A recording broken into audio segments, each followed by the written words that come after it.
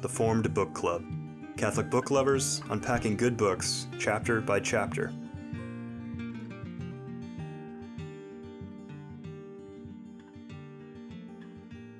Welcome to the Formed Book Club. We now approach a phenomenal chapter of a phenomenal book by Chesterton called Orthodoxy.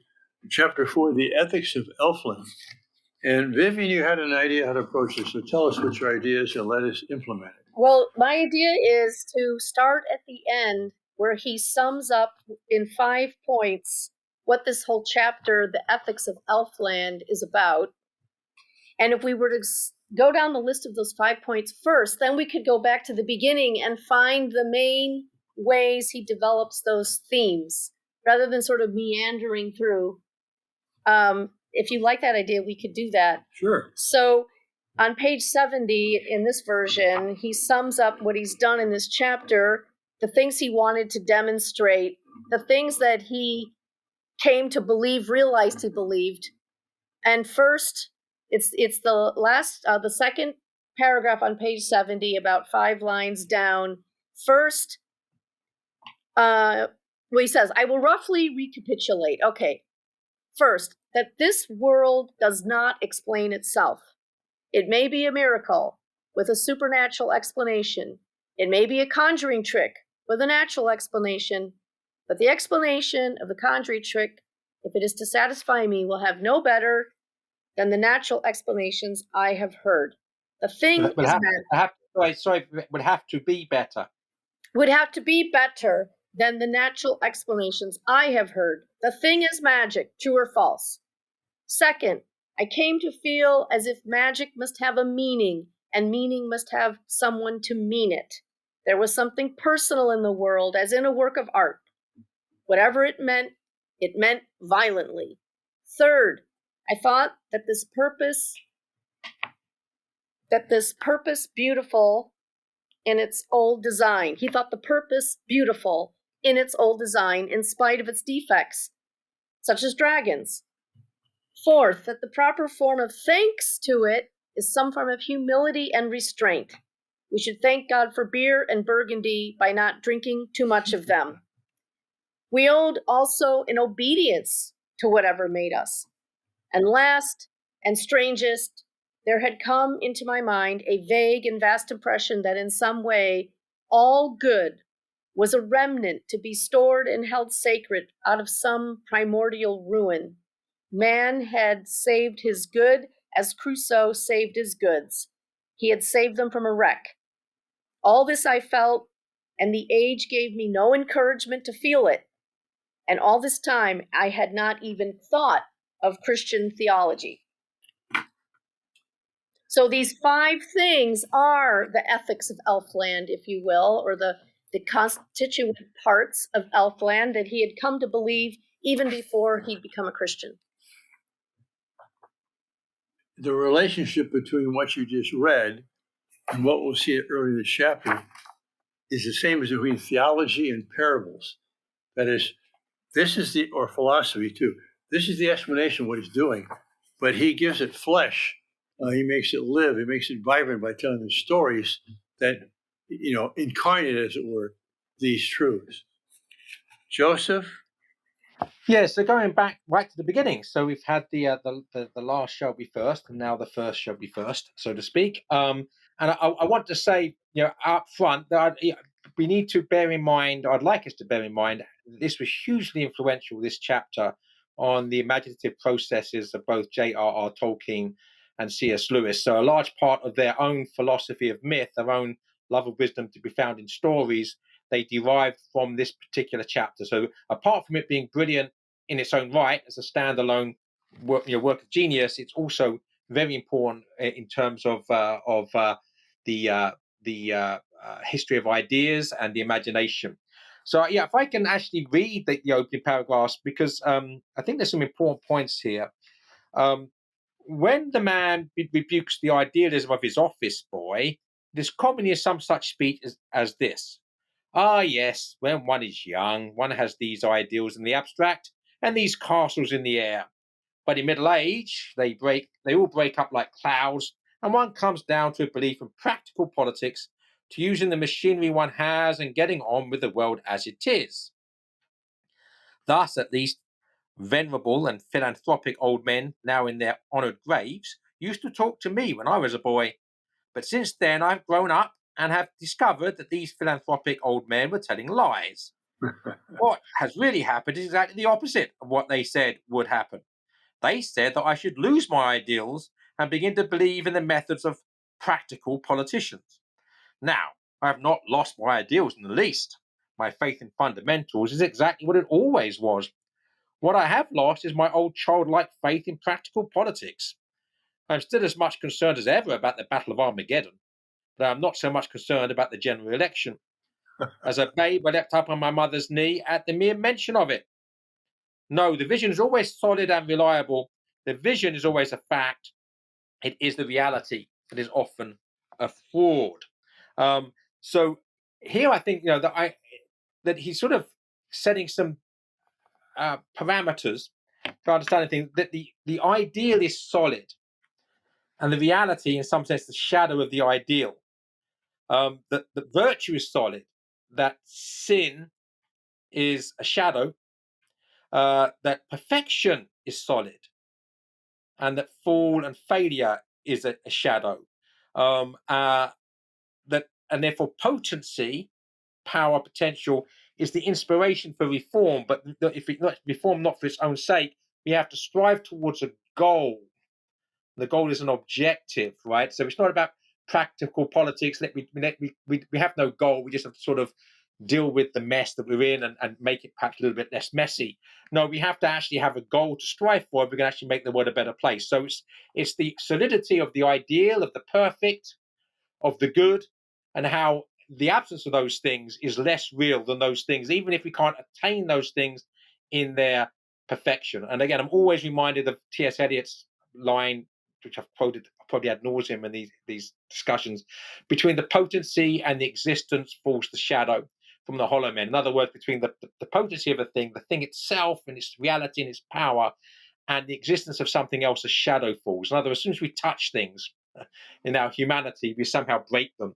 But that doesn't mean that the truth and the true and the perfect is not real. Good. I also like later on he's going to explain too, Joseph, that or maybe that's in the next chapter, the flag of the world, that you can't reform a thing unless you love a thing already, right? Right. That's actually going to be in the next chapter, the flag of the world. But like you say, he's now setting up that these ideals, far from outgrowing them, he came to realize as he grew older that they were just as true as he always believed them to be. And as you said about this book, setting up setting up the value of stories, and conveying what these ideals are. So he explains how he grew up on fairy tales. And as he said in earlier chapters, far from the fairy tales making you crazy, the fairy tales are what keep you sane, because the fairy tales are what keep in view what the true and the good and the beautiful really are. And even though we fall short of them, you have to know where you're going in order to not get lost. Right, and these old men, basically, they've allowed their understanding of reality to be clouded by cynicism. Yes. And so in their pride, they've reduced reality to pragmatism, right, to relativism. And Chesterton sees through that and sees that even as a child, in his belief in goodness, truth, and beauty, he understood reality better than these old men did.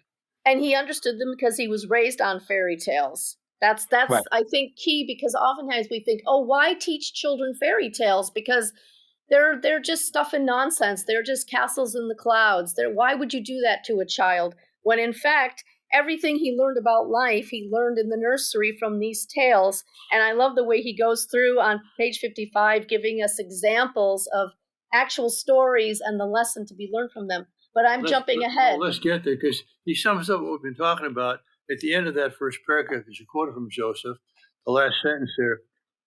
As much as I ever did, more than I ever did, I believe in liberalism. That is the ideal, the vision.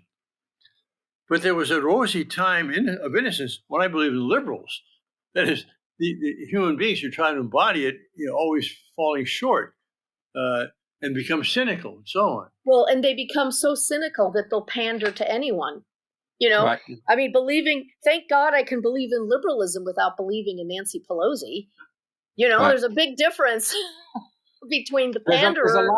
There's a line in Shakespeare, I think in Hamlet, that just a very what's the word? An epigraph, an epigram.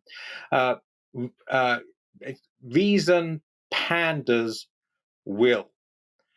In other words, when reason becomes something which serves will rather than the other way round, we end up with chaos. So moving on here, still in 51, he will start speaking about democracy. What is democracy?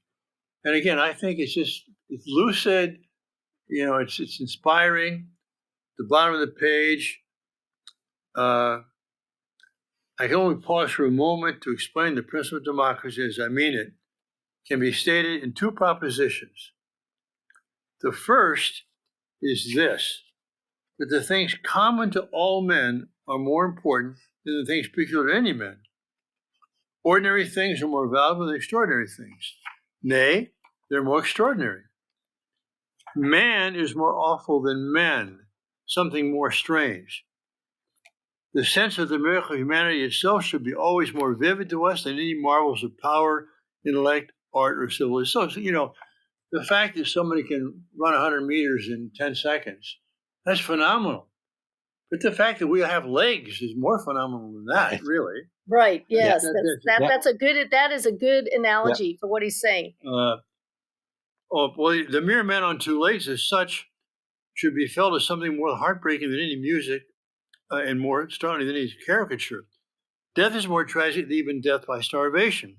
Having a nose is more common than having a Norman nose. But again, we look at an odd nose and say, wow, look at that's odd, but how odd is it to have a nose at all? But I want to have the whole next paragraph read. But Joseph, why don't you read it and we can comment as you go? It's critical. Okay, the next paragraph? Yeah. Okay. This is the first principle. Yeah, this is the first principle of democracy, that the essential things in men are the things they hold in common, not the things they hold separately. And the second principle is merely this, that the political instinct or desire is one of these things which they hold in common. Falling in love is more poetical than dropping into poetry.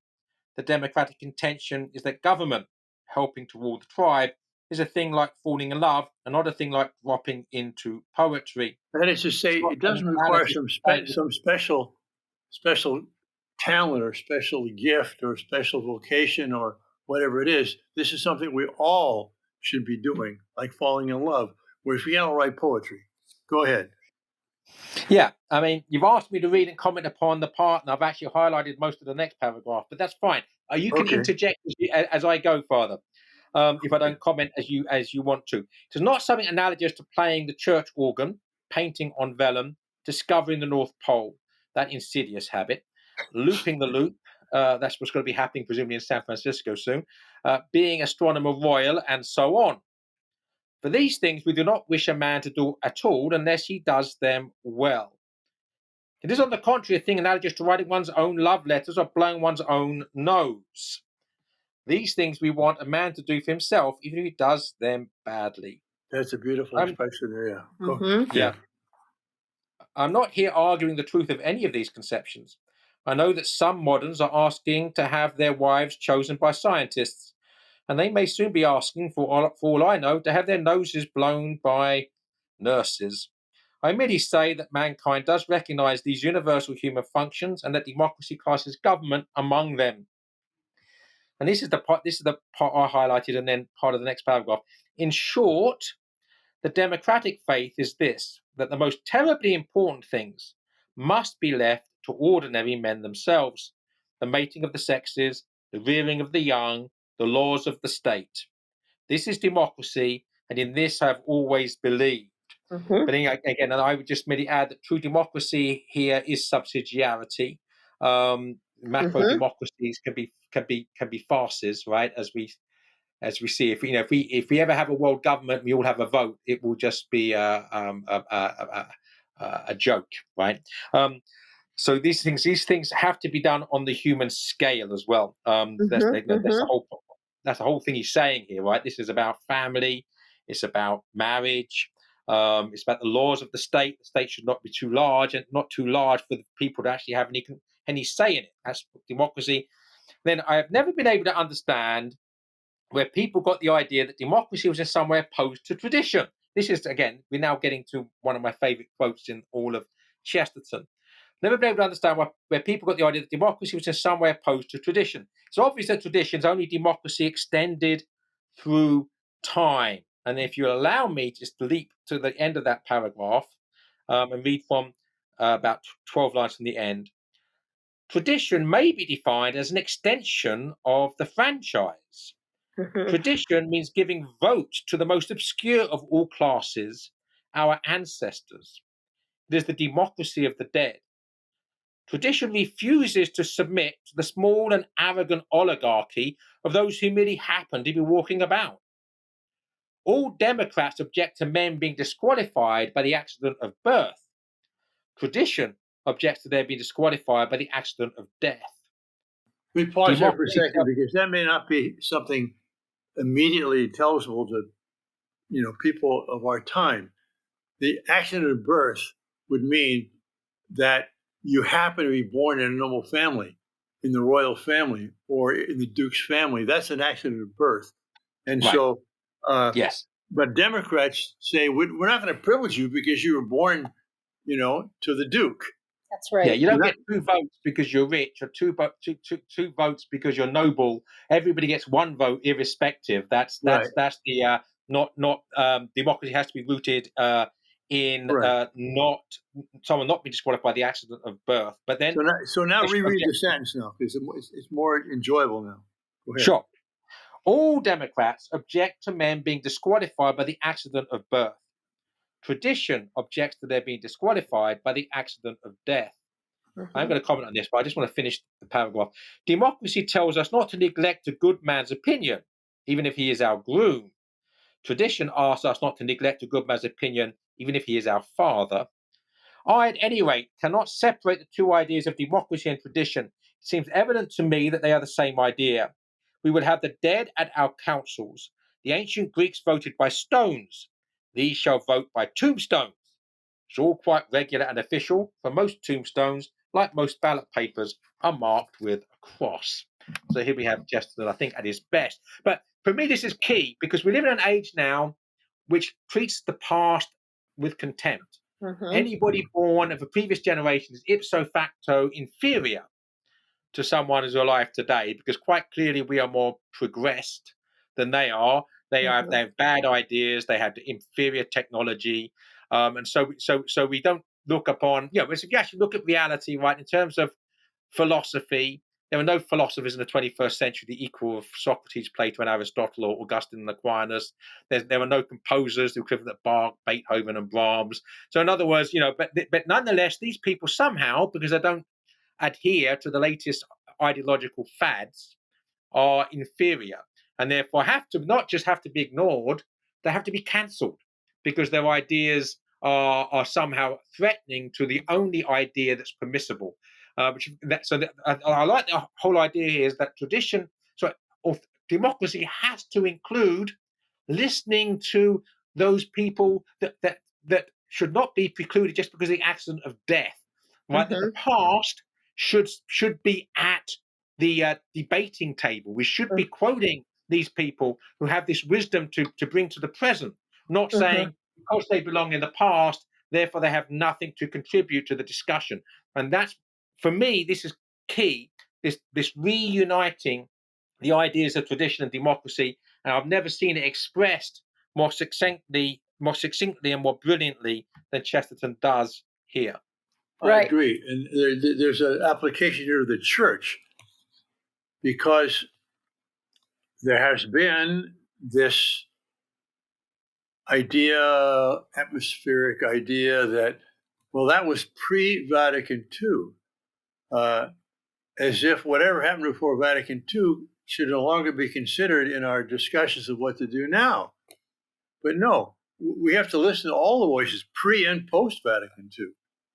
Right. Absolutely. I mean, again, Chesterton and Tolkien both talk about tradition in terms of a tree. I mean, Tolkien is brilliant in this when he basically says that the Catholic Church is like a tree that moves through the ages. And Chesterton talks anyway about the philosophy of the tree, that the taller the tree becomes and the wider its branches and its leaves, the more deeply its roots have to be embedded. And then Tolkien says that that if you chop down the tree looking for the sapling, because that's the other thing, right? You worship the early church and therefore the living tradition, right? So you have the modernists, anything pre-Vatican II can be jettisoned like a Saturn V rocket, right? Then you've got the purists who look what the purity of the early church that would chop down the whole tree of tradition, the whole 2,000 years of organic growth, looking for a sapling.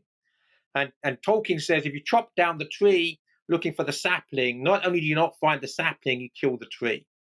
Right. Now, I would only want to qualify all this by saying that sometimes the argument of tradition is used to perpetuate perhaps things that were accretions because of the aristocracy's control of the church for so many years, centuries. And so, the aristocracy, I think Chesterton, given that he considers himself a true Democrat, and even praises the French Revolution on page 46. When aristocrats use tradition as a weapon to keep people down and to keep all the goodies for themselves, it's okay to have a voice of rebellion rise up. But the danger. Even in the metaphor that Tolkien uses, he of the tree, he says, of course, the tree needs to be pruned. Yes. Right, but there's a difference between pruning the tree and cutting it down by the trunk. That's right. So yeah, of course, that some elements of reform are a consequence of accretions that, philosophically speaking, are accidental, and they can be pruned without doing any violence to the living tradition of the church. But as long as you know the difference between the living tradition of the church and those things that are mere accidental accretions. Right, correct. And as I said, he will say in the next chapter, you can't reform anything if you don't love it. Now you're just wielding an axe out of what? Out of vengeance, out of hatred, out of arrogance and pride. Arrogance and pride. We're more advanced. We're more sophisticated. The world has come more mature in us. And so this discernment that's needed, the Holy Spirit that is needed, this love that is needed, and but as the church has always said for I don't know how long, and saints have always said, the church is always in need of reform. And it was Chesterton who said that the saints in every age are always the antidote to that age. Others have said the saints are the most practical people of all. I mean, Joan of Arc, that he chose Joan of Arc to end the previous chapter and called her a practical person. We don't tend to think of someone being burned at the stake for her devotion as having been a practical person. We think of a practical person as someone who would have avoided such an end, right? But the saints are actually the most practical people. They're the most sane people, even if they look a bit crazy to us.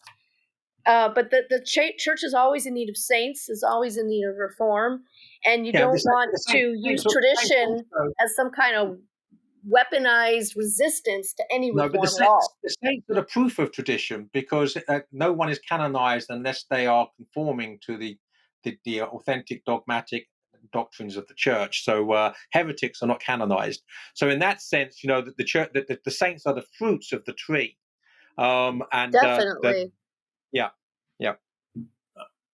Joseph, you emphasized one aspect of Chesterton's definition of tradition, which is the giving the franchise to everyone, dead or alive, tradition.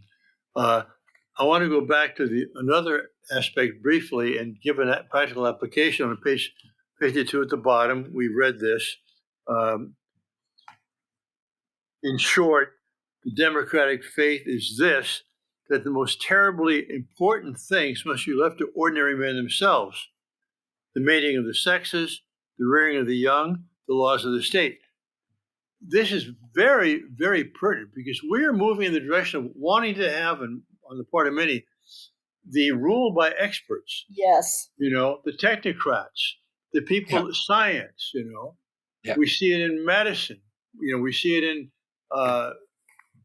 these gender things. We want the rule by common sense. By common meaning widespread among ordinary people. That's right. And so I agree with you, Joseph. These couple of pages are the most brilliant exposition of what democracy is meant to be. Then I don't think we're going to have power yet. I reread those few lines because I didn't explicate them as well as you did then, but I did point out that this is why democracy is inseparable from subsidiarity. So you talk about the experts, the mating of the sexes. We're now talking about test tube babies, the rearing of the young. We now have a public school system, which is basically systematic brainwashing by the state. And then laws of the state, instead of the people having any real control of the laws of the state's making up laws as it goes. I could give many examples, but for instance, no electorate in the United Kingdom ever voted for immigration at any point, but it was mandated by the government, and never ever in any party manifesto, because it would not have won votes. But nonetheless, it was delivered to the people, even though they'd never voted for it. And that's just one of manifold examples where here's another example. Is so separated from the people, where the people have very limited control. In our great country, when was the last time Congress declared war? I think it was World War II. Because I don't think Korea was declared as a war, was it? Vietnam for sure wasn't. No. So, wait a minute. They're representing the people, right? We're not going to war? Well, it's a special military operation, something like that. I think, Joseph, you have to go. Is that correct? Yes, I do fairly soon. Well, that's good. This is a good place to take a break. So we will continue with the next episode on page 54 of this book, Orthodoxy by Chesterton. Thanks for watching and listening. If anybody's there, God bless you. If you enjoyed this discussion, please help spread the word about the Forum Book Club by subscribing to the podcast and writing a review. You can sign up for weekly updates at forumbookclub.ignatius.com.